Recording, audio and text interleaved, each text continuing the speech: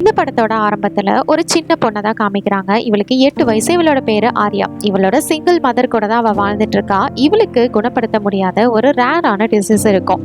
அதுக்காக தான் அவங்க அம்மா இப்போ கஷ்டப்பட்டுட்டு இருப்பா. இவளோட அம்மா பிணையா இவ தான் இந்த படத்தோட ஹீரோயினே. எந்திரிச்சிட்டு தன்னோட பொண்ணையும் எழுப்பி ஸ்கூலுக்கு ரெடி பண்றா. இதோ பாரு, சீக்கிரமா கிளம்பணும். அது மட்டும் இல்ல, உன் சயின்ஸ் ப்ராஜெக்ட திருப்பி இந்த மாதிரி விளையாட்டுத்தனமா உடைச்சிடாத. அதை சரி பண்றதுக்கு அம்மா கிட்ட காசு இல்லை அப்படின்னு சொல்லிட்டு பொண்ணு கிட்ட பேசிட்டு இருக்கா. சரிம்மா, அதெல்லாம் நான் உடைக்க மாட்டேன் அப்படின்னு சொல்லிட்டு அவளும் கியூட்டா சொல்லிட்டு இருக்கா. இதுக்கப்புறம் இவ ஜனயா ஆரியாவை ஸ்கூலுக்கு ரெடி பண்ணி வெளியில கூட்டிட்டு வரா. அப்படி கூட்டிட்டு வரும்போது ஆரியா இருந்துட்டு, அம்மா ஸ்கூல்ல மிஸ் வந்துட்டு லஞ்சுக்காக மணி கேட்டாங்க, சீக்கிரம் கொடுங்க, எப்ப கொடுக்க போறீங்க அப்படின்னு கேக்குறா. இதை கேட்டுட்டு ஜனயா செம்மையா கோவப்படுறா. எனது உங்க டீச்சர் மத்த பிள்ளைங்களுக்கு முன்னாடி இந்த மாதிரி கேட்டாங்களா? கொஞ்சம் கூட உங்களுக்கு ஒரு மேனஸே இல்லை அப்படின்னு சொல்லி பேசிட்டு வரும்போது பென்னி அப்படிங்கிற ஒருத்தரை பாக்குறா. வெளியில இருக்கிறாரு. இவர் வீல் சேர்ல இருப்பாரு. அதனால அவருக்கு இவ காசை கொடுக்குறா. இதை பார்த்துட்டு இந்த வீட்டோட ஓனர் அம்மாவில பயங்கரமா பிடிச்சி கத்திக்கிட்டு இருக்கு. ஏண்டி, உனக்கு வீட்டுக்கு வாடகை கொடுக்க வக்கல்ல, நீ இல்லாதவங்களுக்கு தானம் பண்றியா? அந்த அளவுக்கு பெரிய ஆளா நீ அப்படின்னு சொல்லிட்டு பயங்கரமா திட்டிட்டு இருக்கு. ஐயோ சரி சரி திட்டாதீங்க, எனக்கு இன்னைக்கு வேலை முடிஞ்சதுமே கண்டிப்பா சம்பளம் கொடுத்துருவாங்க, நான் அதை வச்சு உங்களோட வாடகை பணத்தை செட்டில் பண்ணிடுறேன் அப்படின்னு அவளு சொல்லிட்டு இருக்கா. கேட்டுட்டு அந்த ஓனர் அம்மா, அதை பாரு, இன்னைக்கு தான் உனக்கு கடைசி நாள், நீ மட்டும் வாடகை பணத்தை கொடுக்கல அவளே, அவ்வளவுதான் அப்படின்னு திட்டிட்டு இருக்க. இவர் நான் காசை செட்டில் பண்ணிடுறேன், பக்கத்துல கொஞ்சம் மியூசிக்கோட சவுண்ட் மட்டும் குறைக்க சொல்லுங்க, ரொம்பவே அதிகமா கேக்குது, இதனால என் பொண்ணோட தூக்கம்லாம் கெடுது அப்படின்னு சொல்ல அவங்களுக்கு அந்த உரிமை இருக்கு. அவங்க கரெக்டா வாடகை பணம் கொடுக்குறாங்க, அவங்க அப்படி தாண்டி போடுவாங்க அப்படின்னு சொல்லிட்டு இவங்க கொஞ்சம் ரூடா பேசிட்டு இருக்காங்க. இதனால கோவமாயிட்டு அவளு ஸ்கூலுக்கு கிளம்பிட்டு வந்துட்டு ஆரியாவை ட்ராப் பண்றா. சரி, இங்க பாருமா, சமத்தா இருக்கணும், நான் கண்டிப்பா உன்னோட லஞ்ச் பிரேக்குள்ள அம்மா பணத்தை கொண்டு வந்து கொடுத்துட்றேன், அதனால நீங்க இப்ப போயிட்டு ஒழுங்கா படிங்க அப்படின்னு சொல்லிட்டு ஸ்கூல்ல ட்ராப் பண்றா. அங்க இருக்கிற பிரின்சிபல் ரொம்பவே கன்ஃபியூஷனோட இவங்களை பாக்குறாங்க. என்னடா இது அப்படின்னு சொல்லிட்டு ஏன்னா அவங்கள பார்த்துட்டு ஹலோ பிரின்சிபல் அப்படின்னு சொல்லிட்டு அவ கேஷுவலா கிளம்பிடுறா. கிளம்பி இவளோட ஒர்க்குக்கு வரா.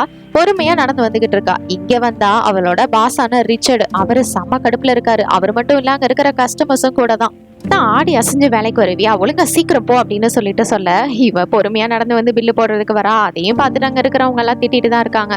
இந்த பொம்பளைக்கு ஏதாவது ஒரு சீரியஸ்னஸ் இருக்கா பாருங்களேன், எவ்வளவு கேஷுவலா நடந்து வந்துகிட்டு இருக்கா அப்படின்னு சொல்லிட்டு. எப்படியோ இவ அதெல்லாம் காதுல வாங்காம உள்ள வந்துட்டு சரி சரி வாங்க பில்லு போடலாம் அப்படின்னு சொல்லிட்டு இப்ப பில்லு போட ஆரம்பிக்கிறா. அதுல ஃபர்ஸ்டா இருக்கிற கஸ்டமர், அவங்க கிட்ட ஒரு கார்டு இருக்கும் போல, அது மூலியமாவே எல்லா திங்ஸையுமே ஃப்ரீயா வாங்கிக்கலாம். பட் இதுல சில பொருட்கள் அந்த கார்டை அக்செப்ட் பண்ண மாட்டேங்குது. அதனால இங்க இருக்கிற மிச்ச மீதி பொருளுக்கு நீங்க பில்லு தான் போடணும் அப்படின்னு சொல்ல இதனால கோவப்பட்ட அந்த கப்பல் அங்கிருந்து கிளம்புறாங்க.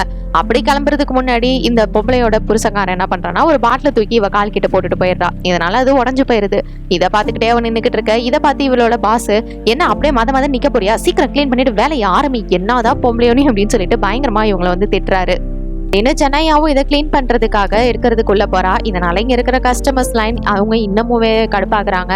சீக்கிரம் தான் போய் பண்ண வேலையை அப்படின்னு இந்த பாசம் ஒரு பக்கம் கடுப்பாக்குறாரு. இவ கிளீன் பண்றதுக்காக மாப் எடுக்க உள்ள வரும்போது இவ கூட ஒர்க் பண்ற இன்னொருத்தவங்க இவளோட ஃப்ரெண்டு தான். உனக்கு என்னதான் ஆச்சு, ஏன் இவ்வளவு பிரச்சனையில இருக்க, சரி இந்தா என்கிட்ட இருக்கிற கொஞ்சம் காசை வச்சு நீ ஏதாவது மேனேஜ் பண்ணு அப்படின்னு சொல்லிட்டு அவங்க காசை கொடுக்குறா. ஆனா ஜனயாக்கு நல்லாவே தெரியும் உனக்கும் இந்த காசு கண்டிப்பா தேவைதான் அப்படின்ட்டு. அதனால எனக்கு வேண்டாம், இன்னைக்கு எப்படினாலும் அவர் எனக்கு செக் போட்டு பணத்தை கொடுத்துருவாரு, அதனால ஒன்றும் பிரச்சனை இல்லை அப்படின்னு சொல்லிடுறா. இதை பேசிட்டு இருக்கையில இவளுக்கு ஸ்கூல்ல இருந்து கால் வருது. என்ன நீங்க இன்னும் லஞ்ச் பண்ணி கொடுக்கல, அது மட்டும் இல்ல அவளுக்கு ஏதோ ஒரு வினோதமான காயம் வரப்பட்டிருக்கே, என்ன ஆச்சு அப்படின்னு கேக்குறாங்க. ஓ அதுவா, அது ஒன்றும் இல்லை, அவ குளிக்கும் போது பாத்டப்ல அடிபட்டுருச்சு, சரி ஓகே நான் லஞ்ச் பிரேக்ல காசை கொடுத்துட்றேன் அப்படின்னு சொல்லிட்டு இவ சொல்லி பேசிக்கிட்டு இருக்கா. இப்படி பேசிட்டு இருக்கும்போது பார்த்தா அந்த பாஸ் உள்ள வந்துடுறாரு. ஆடி பாவி, உனக்கு இருக்கிற வேலையே அவ்வளவு பெண்டிங் இருக்கு, நீங்க உட்காந்து கேஷுவலா போனா பேசிட்டு இருக்க அப்படின்னு சொல்லிட்டு சாமையா திட்ட ஆரம்பிக்கிறாரு. இன்னைக்கு வந்தது லேட்டு, ஒரு பொறுப்பு இல்ல அப்படின்னு திட்டிக்கிட்டு இருக்க. இந்த நேரத்துல இவ கூலா எனக்கு ஒரு ½ மட்டும் பர்மிஷன் வேணும் அப்படிங்கிறா. எனது ½ என்ன விளாடுறியா, இருக்கிற வேலையே அவ்வளவு மேல தலைக்கு மேல கிடக்குது, உனக்கு பர்மிஷனா, ஒழுங்கு மரியாதையா போய் வேலையை பாரு அப்படின்னு சொல்றாரு. ஆனா இவளோட சூழ்நிலையை எடுத்து புரிய வைக்கிறா. இவளோட பொண்ணுக்காக போய் தான் ஆகணும், அதனால அவரும் ½ பர்மிஷன் கொடுக்குறாரு. சரி பேங்க்ல கொஞ்சம் காசு எடுத்துட்டு போலாம் அப்படின்னு பார்த்தா அங்க நிக்குது லைனு கியூ கட்டி. இங்க இருக்கிற மேனேஜரை பார்த்து இது மாதிரி எனக்கு காசு எடுக்கணும், சோ எனக்கு கொஞ்சம் ஹெல்ப் பண்ண முடியுமா அப்படின்னு கேக்குறா. இதை பாருமா, உன்கிட்ட இருக்கிறதே கொஞ்சம் காசு தான், இதுல இருந்து எடுத்தேன்னா இது மினிமம் பேலன்ஸ்க்கு போயிடும், அதுக்கப்புறம் உன் கார்டை யூஸ் பண்ண முடியாத அளவுக்கு ஆயிரும் அப்படின்னு இந்த மேனேஜர் சொல்றாங்க. பரவாயில்ல, என்னோட அக்கௌண்டே க்ளோஸ் ஆனாலும் பரவாயில்ல, எனக்கு அர்ஜென்ட்டா இப்ப பணம் வேணும், என் பொண்ணை போயிட்டு நான் ஸ்கூல்ல பார்த்தே ஆகணும் அப்படின்னு சொல்ல, ஆனா இங்க ப்ரொசீஜர் படி தான் நடக்கும், ஏற்கனவே இவ்வளவு லைன் நிக்குது அப்படின்ற மாதிரி சொல்லிடுறாங்க. இப்படி வெயிட் பண்ணோம்னா சரிப்பட்டு வராது, டைம் ஆயிரும் அப்படின்னு சொல்லிட்டு இவ வேக வேகமா கார் எடுத்துக்கிட்டு ஸ்கூலுக்கு போயிடுறா. ஏன்னா அங்க பொண்ணு வேற வெயிட் பண்ணிட்டு இருப்பா. வந்து பார்த்தா அந்த சைல்டு ப்ரொடெக்டிவ் கேர் அந்த யூனிட்ல இருந்து வந்துட்டு ஜனநாயக கிட்ட இருந்து ஆரியாவை பிரிச்சு கூட்டிட்டு போக பாக்குறாங்க. அந்த குட்டி குழந்தையோ அம்மா அம்மா அப்படின்னு சொல்லிட்டு ரொம்பவே எமோஷனலா கத்திக்கிட்டு இருக்குது. அப்ப இவ அதையும் பார்த்துட்டு, "இது பாருங்க, தயவு செஞ்சு என் பொண்ணு என்கிட்டே கொடுத்துருங்க, எதுக்கு இப்படி பண்றீங்க?" அப்படின்னு சொல்லிட்டு அவ பயங்கரமா அழுதி கதறிக்கிட்டு இருக்கிறா. அவளுக்கு ரொம்பவே ரேரான ஒரு டிசீஸ் இருக்கு, மெடிசன்ஸ் கரெக்ட் டைம்ல கொடுத்தாகணும், அது ரொம்ப எக்ஸ்பென்சிவ் கூட, என்கிட்ட தான் இருக்கு, தயவு செஞ்சு என்னோட பொண்ணை என்கிட்ட விட்டுருங்க அப்படின்னு சொல்லிட்டு எவ்வளவோ வந்து கேட்டு பாக்குறா. நான் என் பொண்ணை கரெக்டா தானே பாத்துக்கிட்டு இருக்கேன், என்ன குறை வச்சேன், எதுக்கு இப்படி எல்லாம் நடந்துக்கிறீங்க அப்படின்னு சொல்லிட்டு அவ ரொம்பவே வந்து டிப்ரெஷன் ஆகிடுறா. மனுஷி 2 வேலை பார்த்துக்கிட்டு தன்னோட பொண்ணையும் பார்த்துக்கிட்டு எவ்வளவு கஷ்டப்படுறேன் அப்படின்னு சொல்லி எவ்வளவோ சொல்லி புரிய வைக்க பார்த்தாலும் யாரும் கேட்கற மாதிரி இல்ல. அதனால அவங்க இருந்து இங்கே கிளம்பி வந்துட்டு இருக்கிறா. வர வழியில நல்லா மழை வேலை பெய்யுது. இவ வந்துட்டு இருக்கும் போது பார்த்தா திடீர்னு ஒரு கார் வந்து குறுக்க வந்துருது. அதுல இருக்கிற ஒருத்தவன், "ஏய், என்னம்மா வண்டி ஓட்டுற?" அப்படின்னு சொல்லிட்டு இவளை பயங்கரமா திட்டிக்கிட்டு இருக்கான். இவனோட பேரு ஆலிவர்.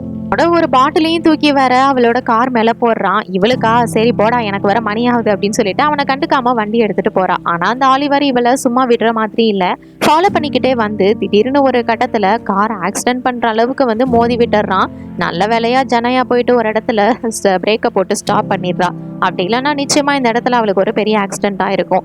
ஆனா இதெல்லாம் கண்டுக்காம அந்த ஆலிவர் வந்துட்டு அப்படியே இவ கிட்ட ரூடா தான் நடந்துட்டு இருக்கிறான். இவன் வந்து இங்க இருந்து கிளம்பிடலாம் அப்படின்னு சொல்லிட்டு அப்பயும் ஜனையா காரை ஸ்டார்ட் பண்ண பாக்குறா. அங்க நடந்த மெஸ்னால கார் வேற இப்ப ஸ்டார்ட் ஆகல. சரி என்னாச்சோ ஏதாச்சோ அப்படின்னு சொல்லிட்டு இந்த கொற்றமலையிலயும் நின்று பார்த்துட்டு இருக்க. அந்த டைம்ல அங்க போலீஸ் வந்துடுறாங்க. என்ன நடக்குதுங்க அப்படின்னு கேட்கும்போது அப்பதான் இவ சொல்றா, "இது மாதிரி இந்த ஆள் வந்து என்னோட காரை வந்து வேணும்னே இடிக்க பார்த்தான்" அப்படின்னு சொல்லும் போதுதான் தெரிய வருது ஆலிவர் இவனும் ஒரு போலீஸ் தான் அப்படின்னு. இந்த ஆலிவர் இருந்துட்டு, "இதை பாரு, உன்னை லீகலா என்ன பண்ணணுமோ அப்படி பண்ற, உன்னை பாத்துக்கிறேன், உன்னை கொல்லாம விட மாட்டேன்" அப்படிங்கிற மாதிரி கடுப்பா பேசிட்டு இருக்க. அங்க நின்று இன்னொரு ஆபீசர் தான் ஆலிவரை, "ஏய், தனியா போடான்ட்டு" அப்படின்னு சொல்லிட்டு அனுப்பி வச்சிடுறாங்க. அதுக்கப்புறம் இவங்க இருந்து கிளம்பலான்னு பார்த்தா, "சரி, உங்களோட டாக்குமெண்ட்ஸ் எல்லாம் கொடுங்க" அப்படின்னு சொல்லிட்டு இந்த ஆபீசர் வந்து செக் பண்ண பாக்குறாங்க. அப்படி பார்க்கும்போது தான் தெரியுது அது எல்லாமே எக்ஸ்பைரி ஆயிருக்குன்ட்டு. இதெல்லாம் எக்ஸ்பைரி ஆயிருக்கேன்னு கேட்கும்போது, "இல்ல மேம், எனக்கு இன்னும் சம்பளம் போடல, எனக்கு மத்தியானம் போட்டுருவாங்க, அது போட்டதுக்கு அப்புறம் தான் நான் போயிட்டு அதெல்லாம் ரினியூ பண்ணணும்" அப்படின்னு வந்து புரிய வைக்க ட்ரை பண்றா. ஆனா அதெல்லாம் அவங்க கேட்கற மாதிரி இல்ல. "நீங்க ரெனியூ பண்ணிட்டு வந்து உங்க வண்டி எடுத்துக்கோங்கன்னு சொல்லிடுறாங்க. இதனால மலையில நனைஞ்சுக்கிட்டு நடந்தே கடைக்கு வரா. கடைக்கு வந்தா அந்த பாஸ் அவரு செம்ம கடுப்புல இருக்காரு. 1/2 மணி நேரம்னு கேட்டுட்டு 2 மணி நேரம் ஊர் சுத்திட்டு வரியா நீ? உனக்கு இங்க வேலை கிடையாது, உன்னை வேலை விட்டு தூக்கியாச்சு, நீ ஒழுங்கு மரியாதை இங்க இருந்து வெளியில போலாம் அப்படின்னு சொல்லிடுறாரு. சரி, எனக்கு வந்து என்னோட சம்பள பணத்தை கொடுங்க செக்ல போட்டு அப்படின்னு இவ கேக்குறா. "ஓ, நீ அப்படி வரியா? இதை பாரு, உனக்கே நம்ம கடையோட ப்ரொசீஜர்ஸ் ரூல்ஸ் எல்லாமே தெரியும். இங்க இருந்து வேலை பாக்குறவங்களுக்கு தான் கையில செக் கொடுப்போம். வேலையை விட்டு தூக்கிட்டா உனக்கு மெயில்ல உன்னோட இது வந்து வந்துரும், செக் இதெல்லாமே பணம் எல்லாமே வந்துரும். அதனால இங்க எந்த பிரச்சனையும் பண்ணாம ஒழுங்கா இங்க இருந்து கிளம்பி போயிரு" அப்படின்னு சொல்லிட்டு அவர் அனுப்பி வைக்கிறாரு. சரி, நீ இவ்வளவு வந்து பாத்துக்கலாம் அப்படின்னு சொல்லிட்டு வீட்டுக்கு வரா. வீட்டுக்கு வந்து பார்த்தா அந்த கொற்ற மலையில அந்த ஹவுஸ் ஓனர் பொம்பளை கொஞ்சம் கூட மனசாட்சியே இல்லாம இவளோட வீட்டை காலி பண்ணி திங்ஸ் எல்லாத்தையும் எடுத்து ரோட்ல போட்டு வச்சிருக்கிறா. இதை பார்த்ததும் அவளுக்கு ரொம்பவே மனசுடைஞ்சு போயிருது. பயங்கரமா வெளியில நின்று கத்திட்டு இருக்கிறா, "உங்களுக்கு எல்லாம் ஈவரக்கம் மனசாட்சியே இல்லையா?" அப்படின்னு சொல்லிட்டு. அதுலயும் நம்ம ஆரியாவோட சயின்ஸ் ப்ராஜெக்ட் எல்லாம் மொத்தமா மலையில நனைஞ்சிட்டு இருக்கோம். அவளோட மெடிசன்ஸ் எல்லாம் எடுத்துக்கிட்டு மறுபடியும் இவளோட பாஸ் கிட்ட தான் வரா. "இதை பாருங்க, எனக்கு கண்டிப்பா என்னோட செக் வேணும், செக் இல்லாம நான் இங்க இருந்து போக மாட்டேன்" அப்படின்னு சொல்லி இவ வந்து வம்பு பேசிட்டு இருக்கா. அப்ப அந்த இடத்துக்கு ஒருத்தன் உள்ள வரான். உள்ள வந்துட்டு, "எனக்கு இந்த ப்ராடக்ட் வேணும்" அப்படிங்கிற மாதிரி கேட்கறதுக்கு வரான். பார்த்தா அவன் ஜெனையாவோட கோட்டை தான் வந்து போட்டுக்கிட்டு இருக்கிறான். அப்படி அவளோட பேரை யூஸ் பண்ணி இவன் உள்ள வந்துட்டு, "இதை பாரு, ஒழுங்கு மரியாதையா உன்கிட்ட இருக்கிற பணத்தெல்லாம் இடம் இல்ல, அவனை சுட்டு தள்ளிட்டு போயிட்டே இருப்பேன்" அப்படின்னு சொல்லிட்டு இவனுக்கு பின்னாடி இன்னொருத்தனும் வந்துடுறான். இவனுக்கு 2 பேரும் கொள்ளையடிக்க தான் வந்திருக்கிறானுங்க. இதை பார்த்தனுமே இந்த பாஸ் துப்பாக்கியை பார்த்துட்டு பயந்து போய் அங்க இருக்கிற காசு எல்லாத்தையும் எடுத்து கொடுக்குறான். அதை வந்து வச்சுக்கிறதுக்காக இவளோட பேகை மறட்டி அவனுங்க கேட்கறானுங்க. ஏன்னா இந்த பேகை அவ கொடுக்க மாட்டேங்கிறான். ஏன்னா ஆரியாவோட சயின்ஸ் ப்ராஜெக்ட் அவளோட மெடிசன்ஸ் எல்லாமே இந்த பேக்ல தான் இருக்குது. அதனால கொடுக்க மாட்டேன்னு சொல்லி அவனோட கையில இருந்து துப்பாக்கியை வாங்கி அவனையே அவ சுட்டுறா. அப்படி சுட்டதும் இன்னொருத்தவன் பயந்து போய், "ஐயோ, நமக்கு உயிர் தாண்டா முக்கியம்" அப்படின்னு அங்க இருந்து ஓடிடுறான். இதெல்லாம் பார்த்துக்கிட்டு இருந்த இந்த பாஸ் ரிச்சர்ட், "இது எல்லாத்துக்கும் நீ தான் காரணம், இவனுங்களை செட் பண்ணி இந்த மாதிரி ஏமாத்த பார்த்திருக்கீல, உன்னை நான் சும்மா விட மாட்டேன்" அப்படின்னு சொல்லிட்டு போலீஸ்க்கு கால் பண்றாரு. ஏன்னா அவனுங்க உன் பேரை வந்து போட்டுட்டு வந்திருக்கானுங்க, உன்னை தெரிஞ்சிருக்கு, கண்டிப்பா இதை நீ தான் பண்ணிருக்கணும் அப்படின்னு அவரு கோவப்படுறாரு. ஜனாயாவும் எவ்வளவோ புரிய வைக்க பாக்குறா, "இதை பாருங்க, இதெல்லாம் நான் எதுவும் பண்ணல" அப்படின்னு. ஆனா அந்த ஆளு லூசு மாதிரியே கத்திக்கிட்டு இருக்க. இவளுக்கு ஒரு கட்டத்துக்கு மேல செம டென்ஷன் ஆயிருது. என்ன பண்றோன்னே புரியாம இவளோட பாஸ் அவ கையில இருந்த துப்பாக்கியால சுட்டுறா. அதுக்கப்புறம் என்ன, இவளுக்கு தேவையானது அவளோட செக் மட்டும்தான். அதை எடுத்துக்கிட்டு இப்ப பேங்குக்கு வந்தா பேங்க் கிட்டத்தட்ட க்ளோஸ் பண்ணிட்டாங்க. இதுக்கப்புறம் உங்களை உள்ள அலோவ் பண்ண முடியாது அப்படின்னு சொல்ல இவ வந்து அந்த மேனேஜரை பாக்குறா. இவங்க பேரு நிக்கோல். இவங்க இருந்துட்டு அவங்கள உள்ள விடுங்க அப்படின்னு சொல்லிட்டு கொஞ்சம் இறக்க காமிக்கிறாங்க. சரி, எனக்கு தேவையான பணத்தை நான் எடுத்துட்டு போயிடுறேன் அப்படின்னு சொல்லிட்டு அங்க இருக்கிறவங்க கிட்ட போயிட்டு கேக்குறாங்க. இவ பேரு டெசா. இவ இருந்துட்டு, "உங்களுக்கான பணம் கொடுக்கறதுக்கு முன்னாடி வெரிஃபை பண்ணணும், சோ உங்களோட ஐடி வேணும்னு கேக்குறா. ஆனா இவளோட ஐடி இது எல்லாமே அவளோட கார்லயே மாட்டிக்கிச்சு. இப்போ அந்த காரும் போலீஸ் கிட்ட இருக்குது. அதனால உங்களுக்கு தான் என்ன தெரியுமே, அதனால பணத்தை கொடுங்க அப்படின்னு இவ வந்து ஜனாயா கேட்டு பாக்குறா.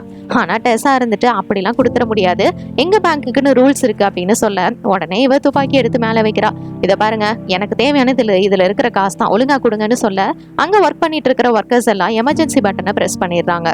மேல இருந்த அத்தாரிட்டிஸ் கிட்ட இருந்து நம்ம நிக்கோல் மேனேஜருக்கு கால் வருது, என்ன நடக்குது அப்படின்னு சொல்லிட்டு. இவளோட பேக்ல ஒரு பாம் இருக்கிறதாவும் கையில ஒரு துப்பாக்கி இருக்கிறதாவும் அவ வந்து இன்ஃபார்ம் பண்றா. எங்களுக்கு வந்து கொஞ்சம் சேஃப்டி தேவை அப்படின்னு சொல்லிட்டு இவன் இன்ஃபார்ம் பண்றா. அது ஆக்சுவலா ஆர்யாவோட அந்த சயின்ஸ் ப்ராஜெக்ட். அதை பார்த்துட்டு இவங்க பாம்னு ஃபிக்ஸ் பண்ணிடுறாங்க. இந்த கேஸை விசாரிக்க ரேமன் அப்படிங்கிறவங்களும் கிரைம்ஸ் அப்படிங்கிறவங்களும் வந்திருக்காங்க. அப்போ வந்து ஜனையாவோட அந்த வீடியோ ரெக்கார்டிங்ஸ் எல்லாத்தையும் பார்க்குறாங்க. இதை வச்சே ரேமன் புரிஞ்சுக்கிறா, இவன் வந்து அப்படி ஒன்றும் கொள்ளையடிக்க வந்தவ மாதிரி தெரியல அப்படின்னு சொல்லிட்டு. அதனால அவளை பற்றி விசாரிக்கிறதுக்காக அவள் வேலை பார்த்த இடத்துக்கு போயிட்டு அங்கே வேலை பார்க்குறவங்க கிட்ட இவளை பற்றி விசாரிக்கிறாங்க. அப்போ அங்கே இருக்கிற இவளோட ஃப்ரெண்டும் ஜனையாவோட ஃப்ரெண்டு, அவன் அந்த மாதிரி பண்ணக்கூடிய ஆள்லாம் இல்லவே இல்லை, நிச்சயமா என்ன ஆச்சுன்னு தெரியல, இது மாதிரி பண்ணிட்டு இருக்கா, என்ன ஆச்சோ அப்படின்னு சொல்லிட்டு புலம்பிட்டு இருக்கிறா. ஆனால் அங்கே இருக்கிற கிரைம்ஸுக்கு தெரியுது இவங்க ஏதோ ஒரு விஷயத்த மறைக்கிறாங்க அப்படின்னு சொல்லிட்டு. நீ இப்ப அடுத்ததா அவங்க குடியிருந்த வீட்டுக்கு போயிட்டு இவங்களை பத்தி விசாரிக்கலாம்னு கிளம்புறாங்க. போற வழியில இந்த ரேமன் அவங்க இருந்துட்டு, நிச்சயமா இவங்க பிளான் பண்ணி இதை பண்ண மாதிரி தெரியல, ஏதோ மென்டல் இஷ்யூ அவங்களுக்கு இருக்கு, இதனாலதான் இப்படி பண்ணிட்டு இருக்காங்கன்னு சொல்லிட்டு குடியிருந்த வீட்டுக்கு போயிட்டு விசாரிக்கிறா. அப்ப இருந்துட்டு அந்த ஹவுஸ் ஓனர் பொம்பளை கத்திக்கிட்டு இருக்கிறா. அந்த பொம்பளை ஒழுங்காவே காசு பணம் எல்லாம் கொடுக்க மாட்டா, எனக்கெல்லாம் அவளை பத்தி தெரியாதுங்க, இதெல்லாம் பண்ணக்கூடிய ஆளுதான் அப்படின்னு அவ இப்ப கேவலமா பேச, கீழே வந்து நம்ம ஆர்யாவோட மெடிசன்ஸ் எல்லாம் கிடக்கிறத இந்த போலீஸ் ஆஃபீஸர் பாக்குறாங்க. அப்ப அந்த வீல் சேர்ல இருப்பார்ல பென்னி, அவரு வந்து நம்ம ஜனயாக்கு சப்போர்ட் பண்ணி பேசுறாரு. அவங்க ரொம்பவே நல்லவங்க, அவங்க கிட்ட காசு இல்லைன்னா கூட மத்தவங்களுக்கு ஹெல்ப் பண்ணுவாங்கன்னு. சரி, அவங்க குடியிருந்த வீட்டை நாங்க பாக்கலாமா அப்படின்னு இவங்க கேட்கும்போது, நீங்க வேணா அந்த பொம்பளை தங்கி இருந்த காசை கொடுத்துட்டு பாக்கலாம் அப்படின்ற மாதிரி இந்த ஹவுஸ் ஓனர் பொம்பளை ரூடாவே பேச, இவங்களுக்கு அந்த டைம்ல இருந்து பேங்க்ல இருந்து கால் வருது. சரின்னு இவங்க என்னாச்சோ அப்படின்னு சொல்லிட்டு வரவரப்பா அங்க இருந்து கிளம்பிடுறாங்க. ஒர்க் பண்ணிட்டு இருக்கிற இந்த ஒர்க்கர்ஸ் இவங்க பேங்கை தான் கொள்ளையடிக்கிறாங்க அப்படின்னு சொல்லிட்டு இருக்கிற காசு எல்லாத்தையும் எடுத்து கொடுத்துட்டு இருக்காங்க. எதுக்காக எனக்கு இவ்வளவு காசை கொடுக்குறீங்க, எனக்கு இது தேவையில்லை, என்னோட செக்ல இருக்கிற காசை மட்டும் நீங்க கொடுத்தா போதும் அப்படின்னு சொல்லிட்டு இவன் வந்து கோவதா படுறா. மறுபடியும் சூழ்நிலையை சமாளிக்கிறதுக்காக நிக்கோல் அந்த போனை வந்து அங்க இருக்கிற செக்யூரிட்டி கார்டு கிட்ட கொடுத்துட்டு, என்ன சொல்றாங்களோ நீ கேளு அப்படின்னு இவங்க வந்து இதை சமாளிக்க பாக்குறாங்க. அங்க இருக்கிற கிளைண்ட்ஸ் இங்க இருந்து நீங்க வெளியில போங்க அப்படின்னு சொல்ல, அவங்களுக்கு இங்க என்ன நடக்குதுன்னே புரியல, நாங்க எதுக்காக வெளியே போனோம் எங்க வேலை முடியாம அப்படின்னு சொல்லிட்டு இவங்க எல்லாரும் ஆளாளுக்கு கேள்வி கேட்டுட்டு இருக்க. மேனேஜர் இருந்துட்டு நம்ம ஜனயா கிட்ட இப்ப போறாங்க. என்னாச்சு, கொஞ்சம் அமைதியா இருங்க ஜனயா அப்படின்னு சொல்லிட்டு பேசிட்டு, இதை பாருங்க மேனேஜர், நான் வந்து இவங்க கிட்ட இவ்வளவு காசு கேட்கவே இல்லை, இவங்க எதுக்காக இவ்வளவு காசு எடுத்து வச்சிட்டு இருக்காங்க, எனக்கு என்னோட செக்ல இருக்கிற காசை மட்டும் கொடுத்தா போதும், நான் ஒன்னும் கொள்ளையடிக்க வரலைங்க அப்படின்னு சொல்லிட்டு அவங்க கத்திட்டு இருக்காங்க. சரி சரி எனக்கும் புரியுது அப்படின்னு சொல்லிட்டு, அவங்களுக்கு தேவையான காசை மட்டும் நீங்க கொடுங்க அப்படின்னு சொல்லிட்டு கொடுக்க சொல்றாங்க. அங்க இருக்கிற டெஸாவும் ஒர்க்கரும் பயந்து போயிருக்காங்க. ஏன்னா யாருக்குதான் பயமா இருக்கு, அது கையில கண்ணு இருக்கு, அப்ப துப்பாக்கி வேற இருக்கு. இந்த மாதிரி நேரத்துல இந்த பேங்கை சுத்தி ஃபுல்லா போலீஸ்காரங்க சூழ்ந்துடுறாங்க. நம்ம ரேமண்டும் கிரைம்ஸும் அவங்களோட சீஃப் கிட்ட என்ன நடந்ததுன்றத சொல்றாங்க. கிரைம்ஸ் இருந்துட்டு அவங்க ஸ்டோர்ல வந்துட்டு, அதாவது அவங்க வேலை பார்த்த கடையை கொள்ளையடிக்க முயற்சி பண்ணிருக்காங்கன்னு சொல்றாங்க. அப்படியா அப்படின்னு கேட்கும்போது ரேமன் ஆனா இல்ல, நிச்சயமா அவங்க அதை வேணும்னு பண்ண மாதிரி தெரியலன்னு சொல்லிட்டு இருக்காங்க. இந்த நேரத்துல பேங்க்ல இருந்த ஒரு கிளைண்ட் இவங்க கையில இருந்த துப்பாக்கி அவங்க கொஞ்சம் அசந்த நேரமா பார்த்து ஜனயா கிட்ட இருந்து அதை டேங்கிள் பண்ணி எப்படியோ வாங்க பாக்குறாங்க. ஆனா அவங்க இருந்துட்டு காத்துல அந்த துப்பாக்கியால ஒரு ஷூட் பண்ணிடுறாங்க. அப்படி ஷூட் பண்ணதுமே அங்க இருக்கிற செக்யூரிட்டி கார்டு, அதுக்கப்புறம் இந்த கிளைண்ட் பயந்து போய் ஐயோ எப்பா இந்த பொம்பளைட்ட யாரும் ஆல்ரெடி அப்படின்னு சொல்லிட்டு அங்க இருந்து ஓடி வந்துடுறாங்க. எப்படியோ போலீஸ் எல்லாரும் அவங்கள சரௌண்ட் பண்ணிடுறாங்க. உள்ள என்ன கன் ஷாட் கேட்டுச்சு அப்படின்னு இவங்க கேட்க, அது ஒன்றும் இல்லை, இந்த மாதிரி ஏதோ ஒன்று நடந்தது, அதனால அவங்க வந்து மேலே தான் ஷூட் பண்ணாங்க, மற்றபடி வேற யாருக்கும் இந்த பிரச்சனையும் இல்லை அப்படின்ற மாதிரி இவன் உண்மையை சொல்லிடுறான். இவர் தான் அதெல்லாம் பண்ணியிருக்கணும், இவன் எங்க பண்ணா அப்படின்னு செக்யூரிட்டி கார்டு தான் திட்டிட்டு இருக்காங்க. உள்ள வந்து பார்த்தா எல்லாரும் ரொம்ப பயந்து போய் கதறி அழுதுட்டு இருக்காங்க. இப்படி எல்லாரும் முட்டாள்தனமா பண்ணிட்டு இருக்கீங்க, எனக்கு என்னோட பொண்ணோட காசு மட்டும் தான் தேவை, ஏன் இப்படி நடந்துக்கிறீங்க அப்படின்னு சொல்லிட்டு ஜனயா ஒரு பக்கம் பேங்க்ல கத்த ஒரு நிமிஷம் அப்படியே ஃப்ரீஸ் ஆகிடுறா. என்னன்னு பார்த்தா டிவில இவளை பத்தி தான் சொல்லிட்டு இருக்காங்க. இந்த மாதிரி ஜனயா அப்படிங்கிறவங்க அவங்க வேலை பார்த்த கடையிலேயே அவங்க பாசை கொண்டுட்டு பணத்தையும் எடுத்துக்கிட்டு இப்ப பேங்கையும் வர கொள்ளையடிக்கிறதுக்காக வந்திருக்காங்க. உள்ள இருக்கிறவங்களோட நிலைமை என்ன ஆக போதும் அப்படின்னு பேசிட்டு இருக்க இவளுக்கு ஒரு கால் வருது. சரி யாரு பேசுறாங்க அப்படின்னு ட்ரை பண்ணா அந்த பக்கம் போலீஸ் தான். போலீஸ்ன்னு தெரிஞ்சதுமே அவ அந்த போனை பேசுறதுக்கு விருப்பப்படல, காலை கட் பண்ணிடுறா. இந்த பக்கம் வெளியில ஒரு ஸ்பெஷலான ட்ரக் வருது. இந்த ட்ரக்ல நெகோஷியேட் பண்றதுக்காக ஸ்பெஷல் ஆஃபீஸர்ஸ் எல்லாம் வராங்க. ஆனா ரேமன் இருந்துட்டு இதை வந்து நான் டீல் பண்ணா நல்லா இருக்கும்னு நினைக்கிறேன், ஏன்னா அவளோட கஷ்டம் எனக்கு புரியுது, ஒரு பொண்ணால இதை சால்வ் பண்ண முடியும் நான் நம்புறேன் அப்படின்னு சொல்லிட்டு கேக்குறா. சரின்னு நீயே நெகோஷியேட் பண்ணு அப்படின்னு சொல்லிட்டு இவளை பேசுறதுக்கு வந்து அலோவ் பண்றாங்க. உள்ள வந்துட்டு இவ வந்து பேங்க்குக்கு கால் பண்றா. இந்த நிக்கோல் வந்து அதை ஸ்பீக்கர்ல போடுறா. என்னாச்சு, உள்ள வந்து கன் ஷாட் கேட்டதே அப்படின்னு சொல்லிட்டு ரேமன் ஃபர்ஸ்ட் கேக்குறாங்க. அதுக்காக அது ஒரு ஆக்சிடென்ட், நான் ஒண்ணு வேணும்னே இதெல்லாம் பண்ணல அப்படின்னு சொல்லிட்டு இவ வந்து கத்திட்டு இருக்கா. இவ சொல்ல வரதெல்லாம் பார்த்ததுக்கு அப்புறமா தான் கிரைம்ஸும் வந்து புரிஞ்சுக்கிறான். இவ வந்து உண்மையிலே பேங்கை கொள்ளையடிக்கிறதுக்கெல்லாம் போகல, இது வந்து ஏதோ ஒரு யதார்த்தமா நடந்ததுதான் அப்படின்னு சொல்லிட்டு. ஒரு பக்கம் மேனேஜருக்கு வர கையெல்லாம் நடுங்குது, அள்ளு விடுது. அப்பதான் ரேமண்டும் இவங்க எல்லாரும் அதை புரிஞ்சுக்கிறாங்க. ஸோ உங்களோட சூழ்நிலை எனக்கு புரியுது, நீங்க கண்டிப்பா இதை வந்து ஏதோ ஒரு இதனால தான் பண்ணியிருக்கீங்க, ஒரு சின்ன மிஸ் அண்டர்ஸ்டாண்டிங் ஆகியிருக்கு, நீங்க அங்கிருந்து சேஃபா வெளியில வந்தீங்கன்னா மத்த எல்லாருக்கும் பிரச்சனை இருக்காது அப்படிங்கிற மாதிரி சொல்ல பாக்குறாங்க. ஜனயா கண்டிப்பா நான் வெளில வரமாட்டேன், ஏன்னா என்னையும் நீங்க ஏதாவது பண்ணிருவீங்க, என் பொண்ணு என்கிட்ட இருந்து பிரிச்ச மாதிரி அப்படின்னு கத்திட்டு இருக்கிறா. அப்ப அந்த மேனேஜர் அட்லீஸ்ட் இங்க இருக்கிறவங்களையாவது வெளில விடலாம்ல அப்படின்னு கேட்கும்போது, நான் உன்னை இவங்களை பிடிச்சி வச்சிருக்கவே இல்லையே அப்படின்னு சொல்லிட்டு மறுபடியும் அவ கத்ததான் ஆரம்பிக்கிறா. இதனால அங்க இருக்கிற கிளைண்ட்ஸே என்னடா இது அப்படின்னு சொல்லிட்டு அவளை வந்து பாவமா பாக்குறாங்க. ஏன்னா இவளோட கஷ்டம் அவங்களுக்கு புரியுது, இவ கொள்ளையடிக்க வரல அப்படிங்கறத அவங்க வந்து புரிஞ்சுக்கிறாங்க. ஏன் என் நிலைமையை யாருமே புரிஞ்சுக்க மாட்டீங்க அப்படின்னு சொல்லிட்டு அவ வந்து ஃபீல் பண்ணிட்டு இருக்கா. இப்ப இவளோட செக் அமௌண்ட்ல இருக்கிற பணம், அந்த காசை அவங்க வந்து எடுத்துட்டு வந்து கொடுக்குறாங்க.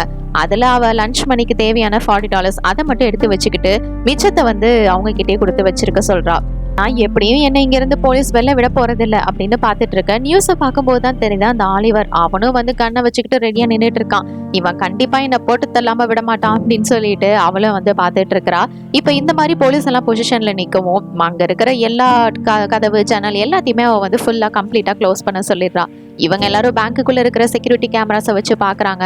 அவ கையில இருக்கிற பேக், அதுக்குள்ளதான் அந்த பாம்பு இருக்கு. அந்த பாம்பு வந்து எப்படி வெடிக்கும், என்ன மாதிரியான பாம்பு அப்படின்னு சொல்லிட்டு அவங்க அனலைஸ் பண்றதுக்கு பாக்குறாங்க. அதே நேரத்துல இந்த டெஸ்ஸாவும் இன்னொரு பொண்ணு, இவங்க 2 பேரும் சேர்ந்து இங்க நடக்கிறத லைவா வந்து போட்டுட்டு இருக்காங்க.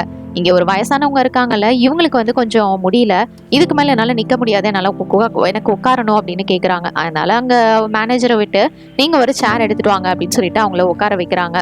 இருக்கிற வேற 2 பேரு, இதுக்கு நீ என்னை இங்க இருந்து வெளியில விட்டுறலாம்ல அப்படின்னு கேக்குறாங்க. உங்களெல்லாம் நான் வெளியில விட்டுட்டா நான் தனிமையாயிருவேன், நிச்சயமா போலீஸ் என்ன கொன்றுவாங்க, என் பொண்ணுக்கு நான் தேவை அப்படின்னு சொல்லிட்டு இவ சொல்லிட்டு இருக்கா. இவ சொல்றத கேட்காம அங்க இருக்கிற 2 பேரு அங்கிருந்து வெளியில போயிடுறாங்க. இதுக்கு மேல இதை இப்படியே விட்டா சரியா வராது, அதனால அந்த டோரை வந்து லாக் பண்ணுங்க அப்படின்னு சொல்லிட்டு அந்த டோரை லாக் பண்ணி அவ வச்சுக்கிறா. இந்த டைம்ல அவ பேக்ல இருக்கிற அந்த ப்ராஜெக்ட் அது வேற பீப் பீப்னு சவுண்ட் போட ஆரம்பிக்குது. இவங்க எல்லாரும் ஒரு பக்கம் வந்து பதறிடுறாங்க. இது என்ன பாம்பு என்ன எதுன்றதை சீக்கிரம் அனலைஸ் பண்ணுங்க அப்படின்னு பாக்குறாங்க.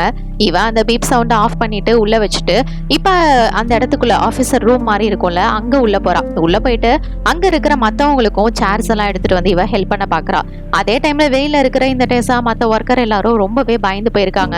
இங்க இருந்து நம்ம சீக்கிரமா வெளியே போய் ஆகணும், ஏதாவது பண்ணுங்க மேம் அப்படின்னு சொல்லிட்டு மேனேஜர் கிட்ட சொல்ல, ஆனா நம்ம ஏதாவது பண்ண போய் அவளோட மைண்ட் தப்பா போனுச்சுன்னா அவ்வளவுதான், நம்ம எல்லாருக்கு அதையும் காலி அப்படின்னு பேசிட்டு இருக்காங்க.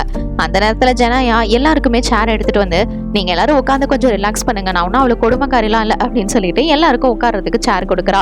இந்த இன்சிடென்ட் எல்லாம் பார்த்த ரேமன், இதெல்லாம் வந்து ஒரு கிரிமினல் பண்ற மாதிரியா இருக்கு, ஒரு கிரிமினல் இப்படியா பண்ணுவாங்க, நிச்சயமா கிடையாது அப்படின்னு சொல்லிட்டு இவங்களுக்கு புரிய வைக்க பாக்குறா. அப்ப அங்க இருக்கிற சில போலீஸ் ஆபீசர்ஸ், நம்ம கிட்ட அந்த பேங்கோட ப்ளூ பிரிண்ட் இருக்கு, சோ நம்ம ஒரு ஃபிளாஷ் கிரனேட்டை தூக்கி போட்டு உள்ள போலாம் அப்படின்னு சொல்றாங்க.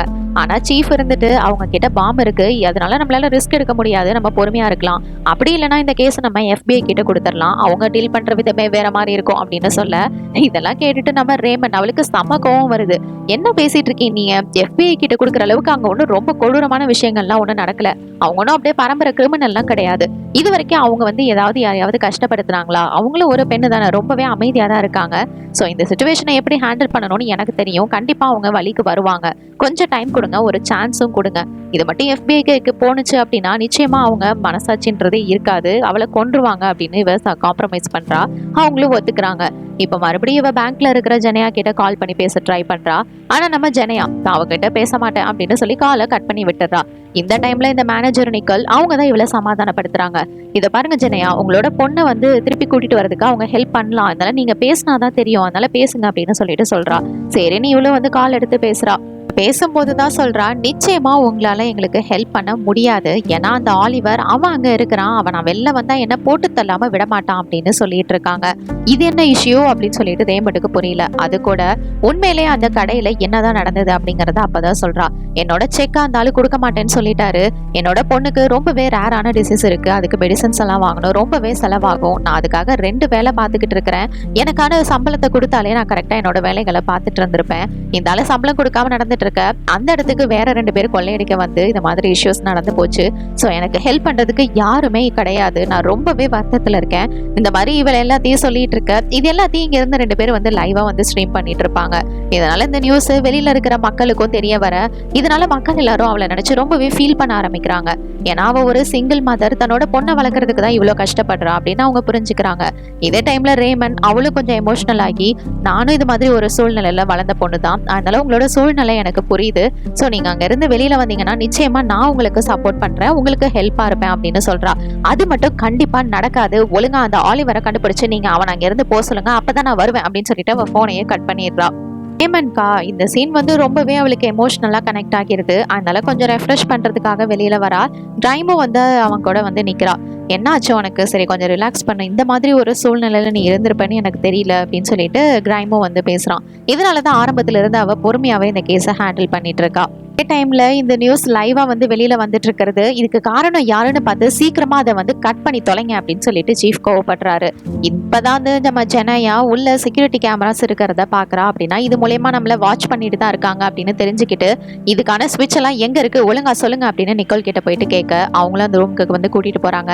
இந்த நேரத்துல இந்த டெஸ்ஸாங்கிறவ இங்க இருந்து எப்படியாவது எஸ்கேப் ஆகணும்டா அப்படின்னு சொல்லிட்டு அங்கிருந்து எஸ்கேப் ஆக ட்ரை பண்றா. ஆனா அந்த கதவெல்லாம் தான் பூட்டியிருக்கேன், அதனால ஒண்ணும் பண்ண முடியல. இங்க நம்ம ஜெனாயா அந்த செக்யூரிட்டி கேமரா சக்சஸ் எல்லாத்தையும் எடுத்து விட்டுறாங்க. இதனால இவங்களால இனிமே எதையுமே பார்க்க முடியாது. உள்ள என்ன நடக்க போகுது என்ன நடக்குதுன்னு எதுவுமே தெரியாது இவங்களுக்கு. இப்படி பேசிட்டு இருக்க இவங்களுக்குள்ள அங்க இருக்கிற ஒருத்தர் ரெஸ்ட் ரூம் போகணும்னு கேக்குறாங்க. சரி ஒருத்தரா போயிட்டு வாங்க அப்படின்னு சொல்லிட்டு நம்ம ஜெனாயாவும் வந்து அலோ பண்றா.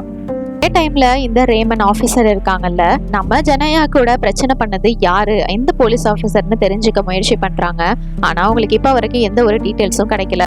நேரத்துல மக்களுக்கு வர இந்த நியூஸ் தெரிஞ்சிருச்சுல, அதனால மக்கள் எல்லாரும் இந்த இடத்துக்கு வந்து போராட்டத்துல ஈடுபடுறாங்க. ஜெனையாக்கு விடுதலை வேணும், அவங்கள விடுங்க அப்படின்னு சொல்லிட்டு இங்க இருக்கிறவங்க எல்லாரும் வந்து கத்திட்டு இருக்கிறாங்க. இதே நேரத்துல ஜெனையா உள்ள போன டைம்ல இந்த டெசா இவரை எப்படியாவது நம்மள பிளான் பண்ணி புடிச்சு கொடுக்கணும், நம்ம எப்படியாவது எஸ்கேப் ஆகணும் அப்படின்னு சொல்லிட்டு இருக்க. இதெல்லாம் கேட்டுட்டு அந்த மேனேஜர் நிக்கலும் அங்க இருக்கிறவங்களும் கடுமையா அவளை போட்டு திட்டுறாங்க. ஏண்டி உனக்குலாம் கொஞ்சமாவது மனசாட்சி இல்ல, பாவம் அந்த பொண்ணு எவ்வளவு கஷ்டத்துல இருக்கா, இப்படி பேசிட்டு இருக்க அப்படின்னு சொல்லிட்டு திட்டிட்டு இருக்காங்க. இதே நேரத்துல நம்ம ஜெனையா அவளுக்கு அங்க இருக்கிற ஏசி ரொம்பவே ஹையா இருக்கு போல, குளிர் தாங்க முடியாம நடுங்கிட்டு இருக்கா. அப்ப நம்ம நிக்கல் அவங்க தான் இருந்துட்டு, என்னோட ஆபீஸ்ல ஒரு கோட் இருக்கு, அதை வந்து நான் உனக்கு கொடுக்குறேன் வா அப்படின்னு சொல்லிட்டு கூட்டிட்டு போறாங்க ஜாக்கெட்டை கொடுக்கறதுக்காக. அப்படி உள்ள போயிட்டு அவ ஜாக்கெட்டை போடும்போது அவங்களோட டேபிள்ல இவங்க ஃபேமிலி பிக்சர் இருக்கிறத அவ பாக்குறா. பரவாயில்லையே உங்களுக்கு 2 குழந்தைங்களா, ரொம்பவே அழகா இருக்காங்க அப்படின்னு அவங்களோட ஃபேமிலியை பத்தி பேசுறாங்க. ஆமா எனக்கு எப்பயுமே வந்து என்னோட ஃபேமிலி ரொம்பவே பிடிக்கும். ஏன்னா ஒரு உமனா இருக்கிறது அவ்வளோ வந்து கஷ்டம். எல்லாமே வந்து நடக்கும், எல்லா விஷயங்களும் நடக்கும், ஏமாத்துறது எல்லாமே இருக்கும் தான், நிறைய ப்ராப்ளம்ஸை ஃபேஸ் பண்ணணும். இருந்தாலும் கூட நான் வந்து என்னால் முடிஞ்ச வரைக்கும் நல்லபடியாக இருக்கணும்னு தான் இதெல்லாமே பண்ணிட்டு இருக்கேன் அப்படின்னு அவங்க சொல்கிறாங்க. இருந்து போனாலும் கண்டிப்பாக நான் உனக்கு உதவியாக இருப்பேன் அப்படின்னு சொல்கிறாங்க. கண்டிப்பாக முடியாது, அந்த ஆலிவர் என்ன சும்மா விட மாட்டான் அப்படின்னு சொல்லிட்டு இருக்காங்க. நேரத்தில் ஈவினிங்ல நம்ம FBI வேற உள்ள வந்துடுறாங்க. நம்ம ஜெனையா இருந்துட்டு வெளியில என்ன ஒரே சத்தமா இருக்கு, என்னன்னு போயிட்டு செக் பண்ணுங்க அப்படின்னு சொல்லிட்டு மேனேஜரும் சொல்றா. நிக்கலும் போயிட்டு பார்த்துட்டு அங்க இருக்கிற மக்கள் எல்லாரும் ஜெனையாவை விடுதலை பண்ணுங்க அப்படின்னு சொல்லிட்டு போராட்டம் பண்ணிட்டு இருக்காங்க. எல்லாருமே ஜெனையாக்கு வந்து சப்போர்ட் பண்றாங்க. அவங்கள கண்டிப்பா விடணும், ஒரு சிங்கிள் மதரா எவ்வளவு கஷ்டப்பட்டிருக்காங்க, அதனால அவங்கள விடுதலை பண்ணணும் அப்படின்னு சொல்லிட்டு அங்க இருக்கிற நிறைய பேர் வந்து அவளுக்காக வந்து சப்போர்ட் பண்றாங்க. அப்ப அங்க இருக்கிற ரிப்போர்ட்டர்ஸ்லாம் ஜெனையா பத்தி நீங்க என்ன நினைக்கிறீங்க அப்படின்னு அங்க இருக்கிறவங்க கிட்ட எல்லாம் கேக்குறாங்க. அப்ப பென்னி அந்த வீல் சேர்ல இருக்கிறவரு, அவங்களுக்கு இல்லைனாலும் அவங்க மத்தவங்களுக்கு கொடுத்து ஹெல்ப் பண்ற நல்ல மனசு, அவங்க இந்த மாதிரி நிச்சயமா பண்ணிருக்க மாட்டாங்கன்னு இவளுக்கு சப்போர்ட் பண்ணி பேசிட்டு இருக்காங்க. எல்லாம் பார்த்துட்டு சீஃபே இதை பாருங்க, சிச்சுவேஷன் நம்ம கண்ட்ரோலுக்கு வந்துடும், கண்டிப்பா ஜெனையாவை நம்மள சரண்டர் பண்ண வச்சிடலாம் அமைதியா அப்படின்னு சொல்றாங்க. ஆனா அதை பத்தில FBI கேட்குற மாதிரி இல்ல. முடியுதுன்னு தானப்பா எங்களை வர சொல்லியிருக்கீங்க, இதுக்கப்புறம் நாங்க பாத்துக்கிறோம், எங்களோட டீலே வேற அப்படின்னு பேசுறாங்க. டைம்ல ஜெனையாக்கு வந்து நிக்கோல் அவளோட அக்கௌண்ட் ஓபன் பண்றதுக்கு ஹெல்ப் பண்றேன்ற சொன்ன விஷயம் எல்லாம் ஞாபகம் வருது. ஸோ கண்டிப்பா இவங்க நம்மளுக்கு துணையா இருப்பாங்க அப்படின்ற மாதிரி அவ வந்து நிக்கோலை வந்து நம்புறா. அப்பதான் அவங்களும் சொல்றாங்க, கண்டிப்பா, ஏன்னா என்ன மாதிரி நானே வந்து அவ்வளோ பிரச்சனைகளை சந்திச்சுதான் இந்த இடத்துக்கு வந்திருக்கேன், அதனால என்னால முடிஞ்ச வரைக்கும் கஷ்டப்படுற பெண்களுக்கு நான் நிச்சயமா வந்து உதவியா தான் இருப்பேன் அப்படின்னு சொல்லிட்டு இவங்க வந்து சொல்லிட்டு இருக்காங்க. இந்த மாதிரி சப்போர்ட்டா பேச அங்க இருக்கிற இன்னொரு வயசானம்மா இவங்க இருக்காங்கல்ல, அவங்களும் நம்ம ஜெனையா கிட்ட ரொம்பவே அன்பா பேச ஆரம்பிக்கிறாங்க. இப்ப இங்க வேலை பார்க்குற ஒரு பொண்ணு, இங்க ஒரே புழுக்கமா இருக்கு, செம ஹாட்டா இருக்கு, எப்படிதான் இப்படி ஏசி ஆஃப் பண்ணிட்டு இருக்கீங்களோ அப்படின்னு சொல்ல, நான் தினமும் இந்த மாதிரி ஒரு டெம்பரேச்சர்ல தான் தூங்கிட்டு இருக்கேன், ஏசி அதெல்லாம் ஒன்றும் கிடையாது அப்படின்னு சொல்லிட்டு சொல்றா. என்னோட பொண்ணு அவ வந்து குறை மாசத்துல பிறந்தா, அப்படி அவ பிறக்கும் போதே அவளுக்கு வந்து நோயோட தான் பிறந்தா, அதனால அவளை காப்பாத்துறது ரொம்பவே கஷ்டமா இருந்தது. கஷ்டப்பட்டு நான் 2 வேலை பார்த்து தான் அவளை வந்து பார்த்துக்கிட்டு இருந்தேன். அவளுக்கு வந்து ஒழுங்கான ட்ரீட்மெண்ட்டும் கொடுக்கல. ஏன்னா அவளுக்கு இன்சூரன்ஸ்னு எதுவுமே கிடையாது வேற. அதான் நான் இவ்வளோ கஷ்டப்பட்டு பார்த்துக்கிறேன்னு இவளோட எல்லா கஷ்டங்களையும் அவங்க கிட்ட ஷேர் பண்றா. இதெல்லாம் கேட்டு அங்க இருக்கிறவங்களுக்கே ரொம்பவே மனசு வந்து கஷ்டமாகிறது. இதெல்லாம் பார்த்து புரிஞ்சுக்கிறாங்க நிச்சயமா இவ பேங்க் கொள்ளையடிக்கலன்னு. ஆனா இந்த டெஸ்ஸாவும் அந்த இன்னொருத்தையும் மட்டும் இதெல்லாம் நம்புற மாதிரி இல்ல. தப்பிச்சா போதுண்டா அப்படின்ட்டு வெயிட் பண்ணிட்டு இருக்கிறா. இங்க நடக்கிறதுக்கு எல்லாத்துக்கும் தயவு செஞ்சு என்ன மன்னிச்சிருங்க அப்படின்னு இவ மன்னிப்பும் வந்து கேட்டுக்கிறா. ஏன்னா நிச்சயமா நான் இங்கிருந்து வெளில போனாலும் என்னோட பொண்ணை வந்து எப்படி பாத்துக்க போறாங்கன்னு தெரியல அப்படின்னு சொல்ல, அப்போ இந்த நிக்கல், நீ ஒண்ணுமே கவலைப்படாத, கண்டிப்பா உன் பொண்ணுக்கு நான் சப்போர்ட்டா இருந்து நான் பாத்துக்கிறேன் அப்படின்னு வந்து சொல்றாங்க. இந்த நேரம்னு பார்த்தா அந்த வயசான அம்மா இவங்களுக்கு கொஞ்சம் முடியல, இவங்களுக்கு டயபெட்டிக்கு, அதனால அப்படியே படபடப்பா வர ஆரம்பிக்குது. ஐயோ தயவு செஞ்சு என்ன மன்னிச்சிருங்கம்மா, தயவு செஞ்சு என்ன மன்னிச்சிருங்க அப்படின்னு சொல்லிட்டு ஜனயா வந்து இவங்கள வெளியில போறதுக்கு வந்து அலோ பண்றா. அதனால நம்ம நிக்கல் பேங்க் மேனேஜர் அவங்க தான் வந்து இந்த வயசானவங்கள வெளியில கூட்டிட்டு போறாங்க. பாத்துக்கோங்க, உடம்ப பாத்துக்கோங்க, இந்த மாதிரி நடந்ததுக்கு மன்னிச்சிருங்கன்னு மறுபடியும் கேட்கறா. இப்ப எப்படியோ வெளியில வந்ததுக்கு அப்புறமா போலீஸோ மத்த டீம்ஸும் சேர்ந்து அவங்கள ரெஸ்கியூ பண்றாங்க. ரேமன் இருந்துட்டு நீங்களும் வந்துருங்க அப்படின்னு சொல்ல, நிச்சயமா என்னால முடியாது, ஜனயாக்கு இப்போ ஒரே ஆள் சப்போர்ட்னா அது நான் மட்டும்தான், என்னால அவளை அப்படி விட்டுட்டு வர முடியாது அப்படின்னு சொல்லிட்டு நம்ம நிக்கல் உள்ள போறாங்க. இதுதான் மனித நேயம் அப்படிங்கிறது. இந்த டைம்ல இப்ப இவங்களுக்கு ஒரு கால் வருது. அது எப்பயும் போல ரேமன் கிடையாது, FBI அப்படின்னு கேட்டதுமே நம்ம ஜனயா செம கோவப்படுறா. என்னால அவங்க கிட்ட எல்லாம் பேச முடியாது, ரேமன் கிட்ட மட்டும் தான் நான் பேசுவேன் அப்படின்னு சொல்லிட்டு நிக்கல் கிட்ட போனை கொடுத்துட்றா. நிக்கல் வந்து பேசலான்னு ட்ரை பண்றப்ப பேக்ல இருக்கிற அந்த ப்ராஜெக்ட் வேற மறுபடியும் பிபிம்னு சத்தம் போட ஆரம்பிக்குது. இதை பார்த்துட்டு இது வேற ஒண்ணு அப்படின்னு சொல்லிட்டு அவ பேக்கை திறந்து அதை வந்து ஆஃப் பண்ண பாக்குறா. இந்த டைம்ல பதட்டத்துல இருந்த நம்ம நிக்கல் போனையே கட் பண்ணிடுறா. ஐயோ அது மாத்தி வெடிச்சிட போகுது அப்படின்னு சொல்லிட்டு அந்த வீப் சவுண்ட் ஆஃப் பண்ணதுக்கு அப்புறமா, இந்த ப்ராஜெக்ட சரி பண்ண நான் எவ்வளவு கஷ்டப்பட்டு தெரியுமா அப்படின்னு சொல்ல, எனது ப்ராஜெக்டா, அப்ப அது பாம் இல்லையா அப்படின்னு சொல்லிட்டு எல்லாருக்கும் செம ஷாக்கு. என்னது பாமா? அப்படின்னா பாம் இருக்குன்றதுனாலதான் இங்க FBI போலீஸ்னு இவ்வளவு ஆர்ப்பாட்டம் நடந்துட்டு இருக்கா? ஐயோ இது எல்லாமே வந்து தப்பா போச்சு, நான் கண்டிப்பா என்ன உயிரோட விட போறதில்ல அப்படின்னு சொல்லிட்டு ஜனயா ரொம்பவே புலம்ப ஆரம்பிக்கிறா. இந்த டைம்ல இந்த டெஸ்ஸா நான் ரெஸ்ட் ரூம் போறேன் அப்படின்னு உள்ள வந்துட்டு ஜன்னல் வழியா இவ வந்து இங்க நடக்கிறத தெரியப்படுத்துறா. பாம்லாம் ஒண்ணும் கிடையாது, ஒரே ஒரு கன் மட்டும் தான் இருக்குது, இது வந்து ஃபேக் அப்படின்றத அங்க இருக்கிற ஆபீசர்ஸ் கிட்ட வந்து தெரியப்படுத்துறா. இத விஷயம் தெரிஞ்சுட்டு நம்ம ஜனயா, இத பத்தி நீங்க கண்டிப்பா FBI கிட்டயும் போலீஸ் கிட்டயும் சொல்லியே ஆகணும், நான் ஒன்னும் அவ்வளவு பெரிய கிரிமினல் இல்ல அப்படின்னு சொல்லிட்டு சொல்றா.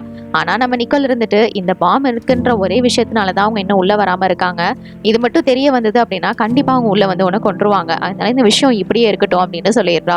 அட்லீஸ்ட் அதுக்கு பதிலாக நீ இங்கே இருக்கிறவங்க எல்லாத்தையும் வெளியே அனுப்பிடு, அதுதான் வந்து நல்லது அப்படிங்கிற மாதிரி நம்ம நிக்கல் வந்து புரிய வைக்க ட்ரை பண்ணுறாங்க. இதே நேரத்தில் ரேமன் அந்த ஆஃபீஸர் யார் என்ன அப்படிங்கிறத இவங்களை கூப்பிட்டு மறுபடியும் விசாரிக்கிறாங்க. அவங்களுக்கு முதலே தெரிஞ்சிருக்குது, ஆனால் இதை வந்து தெரியாதுன்னு போய் சொல்லி ஏமாத்திருக்காங்க. இவங்க கொஞ்சம் ரூடா அவங்க கிட்ட கேட்கவும் அது ஆலிவர் தான் அப்படின்னு சொல்லிடுறாங்க. இந்த விஷயம் தெரிஞ்சதுமே நேரா நம்ம ரேமன் அந்த ஆலிவர் கிட்ட தான் போறாங்க. அவனை போயிட்டு ஒரே அடிதான். அப்படியே அடிச்சதுமே அங்க இருக்கிற எல்லா மக்களும் அதை செலிப்ரேட் பண்ணிட்டு இருக்காங்க. ஏன்னா ஒரு பொண்ணு கிட்ட பிரச்சனை பண்ணா அது ஒன்றும் சும்மா கிடையாது, அதுவும் ஒரு நல்ல பொண்ணு கிட்ட அப்படின்னு சொல்லிட்டு இவனை வந்து திட்டுறாங்க எல்லாருமே. சீஃபும் இவனை ஒழுங்கா அரெஸ்ட் பண்ணுங்க அப்படின்னு சொல்லிட்டு அவனை வந்து அங்கிருந்து கூட்டிட்டு போயிடுறாங்க. அப்புறம் என்ன, எப்படியோ இவங்க கேட்டபடி இதெல்லாம் நடந்துருச்சு. இங்க உள்ள ஒரு பக்கம் பார்த்தா FBIக்கு பேங்க்ல இருந்து கால் வருது. அந்தாலும் எடுக்காம அப்படியே வெறப்பா உட்காந்துருக்காரு. யோ என்னதான் பண்ணிட்டு இருக்க, உன் மனசு நீ எப்போயா இந்த கேஸை நாங்களே பாத்துக்கிறோம் அப்படின்னு சொல்லிட்டு, எப்படி இதை ஸ்மூத்தா ஹேண்டில் பண்ணணும்னு எங்களுக்கு தெரியும் அப்படின்னு ரேமன் வந்து அந்த காலை அட்டன் பண்றா. பாருங்க ஜனயா, நீங்க கேட்ட மாதிரியே அந்த ஆலிவரை நாங்க அரெஸ்ட் பண்ணிட்டோம் அப்படின்னு வந்து சொல்றாங்க.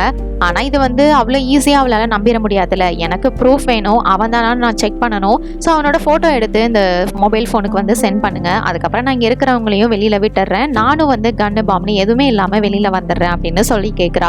ஆனா இதுக்கு இந்த FBI வந்து ஒத்துக்கிற மாதிரி இல்ல, அதெல்லாம் பண்ண முடியாது, நம்மளோட டீமை ரெடியா இருக்க சொல்லுங்க, நம்ம உள்ள இறங்குறோம் அப்படின்னு சொல்லிட்டு அவன் ஒரு பக்கம் திட்டிக்கிட்டு இருக்கிறான். ஏன்னா அவங்கள பொறுத்த வரைக்கும் இந்த கேஸை சால்வ் பண்ணணும், ஆனா போலீஸை பொறுத்த வரைக்கும் இதை ஸ்மூத்தா ஹேண்டில் பண்ணணும். அதனால நம்ம ரேமன் என்ன பண்றாங்கன்னா நேரா பேங்கோட வாசலுக்கே வந்து போனை காமிச்சு இவன் தான் அந்த ஆலிவர் அப்படின்னு சொல்லிட்டு காமிக்கிறாங்க. அதை பார்த்ததுமே தான் ஜனயாக்கு கொஞ்சம் ரிலாக்ஸ் ஆகுது. ஆமா இதெல்லாம் உண்மைதானு. அதனால அங்க இருக்கிற எல்லாரையுமே வெளியில போக சொல்றாங்க. எல்லாரும் போயிட்டாங்க. ஆனா நம்ம நிக்கோல் அவங்க மட்டும் நமக்கு ஜனயாக்கு வந்து சப்போர்ட்டா நிக்கிறாங்க. கண்டிப்பா நான் உனக்கு துணையா இருப்பேன், உன்னோட பொண்ணையும் நான் பார்த்துப்பேன், நீ கவலைப்படாதன்னு சொல்ல, இந்த டைம்ல ஜனயாவோட அம்மா கிட்ட இருந்து இவங்களுக்கு கால் வருது.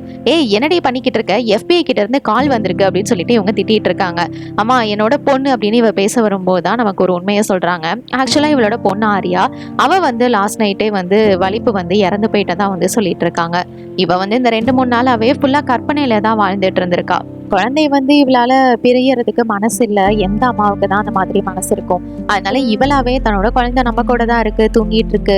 அதுக்கு வந்து பக்கத்துல போடுற மியூசிக் எல்லாம் கேட்காம இருக்கணும் அப்படிங்கிற மாதிரிலாம் நினைக்கிறா. ஸ்கூலுக்கு போனது, சோஷியல் ஒர்க் எல்லாமே இவளோட இமேஜினேஷன் தான். இதனாலதான் இவ ஸ்கூலுக்கு வந்துட்டு போகும்போது அந்த பிரின்சிபல் அவங்க இருந்துட்டு குழப்பத்தோட பாத்துருப்பாங்க. இவங்க இங்க என்ன பண்றாங்க அப்படின்னு சொல்லிட்டு. எல்லாமே இவங்களோட அந்த மனநோய் தான். இப்ப ஜெனையாவும் இவங்களும் அங்கிருந்து வெளியில வரதுக்கு முயற்சி பண்றாங்க. வேற வழி இல்ல. இந்த உண்மையை நம்ம ஜெனையா வந்து ஏத்துக்கிட்டு தான் ஆகணும். அவ வெளில வரதுக்கு முன்னாடி பார்த்தா உள்ள FBI ஏஜென்ட்ஸ் அவங்க எல்லாரும் உள்ள இறங்கி இவ மேல ஃபுல்லா வந்து கன் பாயிண்ட் பண்ணிருக்காங்க. ஐயோ நம்ம கதை முடிஞ்சோன்னு பயப்பட இது எல்லாமே இது மறுபடியும் அவளோட ஹாலுசினேஷன் தான். இப்ப நம்ம நிக்கோல் அவ தான் வந்து ரொம்பவே துணையா ரொம்ப மனிதநேயத்தோட நம்ம ஜெனையாக்கு ஹெல்ப் பண்ணி வெளியில கூட்டிட்டு வரா. நான் சொல்ற மாதிரியே நீ பண்ணு, நிச்சயமா உன்னோட உயிருக்கு எந்த ஆபத்தும் வராது, கையை மேல தூக்கிக்கிட்டே வா அப்படின்னு சொல்லிட்டு இவங்க கூடயே வந்து கூட்டிட்டு வராங்க. மனோ சொன்ன வாக்கு காப்பாத்துறபடி ஜெனையாவை ரொம்பவே சேஃபா கூட்டிட்டு வராங்க. அங்க வெளியில இருக்கிற மக்கள் எல்லாரும் ஜெனையாவை விடுதலை பண்ணணும்ன்றதுக்காக எவ்வளோ போராடுறாங்க, எவ்வளோ அன்பா இருக்காங்க அப்படிங்கறத ஜெனையாவும் பாக்குறா. அதான் இந்த உலகத்துல மனிதநேயம் அப்படின்ற ஒண்ணு இப்போ அழிஞ்சிட்டு வந்தாலும் இந்த மாதிரி ஒரு விஷயங்கள்ல இப்படி ஒரு சிங்கிள் மதருக்கு அந்த ஊர் மக்களே சப்போர்ட் பண்ணுவாங்கன்னு யாருமே எதிர்பார்த்திருக்க மாட்டாங்க. ஏன் ஜெனையாவே இதை நம்பி இருக்க மாட்டா. அவளுக்கு யாருமே ஹெல்ப் பண்ணல, துணையா இல்லைன்னு தான் இந்த மாதிரி அவ ரொம்பவே மென்டல் ப்ரெஷருக்கு ஆளாகியிருப்பா. இப்போ நமக்குன்னு இவ்வளவு பேர் சப்போர்ட் பண்றாங்கன்னு தெரிஞ்சதும் அவளுக்கு ரொம்பவே சந்தோஷமா இருந்திருக்கும். இதோட இந்த படத்தோட கதை முடியுது. இந்த படத்தை பத்தி நீங்க என்ன நினைக்கிறீங்க? என்னோட கமெண்ட் செக்ஷன்ல ஷேர் பண்ணிக்கோங்க. இது மாதிரி வேற ஏதாவது படத்தை பத்தியோ சீரிஸ் பத்தியோ நான் பேசணும்னு நினைச்சாலும் மறக்காம கமெண்ட் செக்ஷன்ல பண்ணுங்க. Until then, tata bye from உங்கள் தமிழ் பொண்ணு.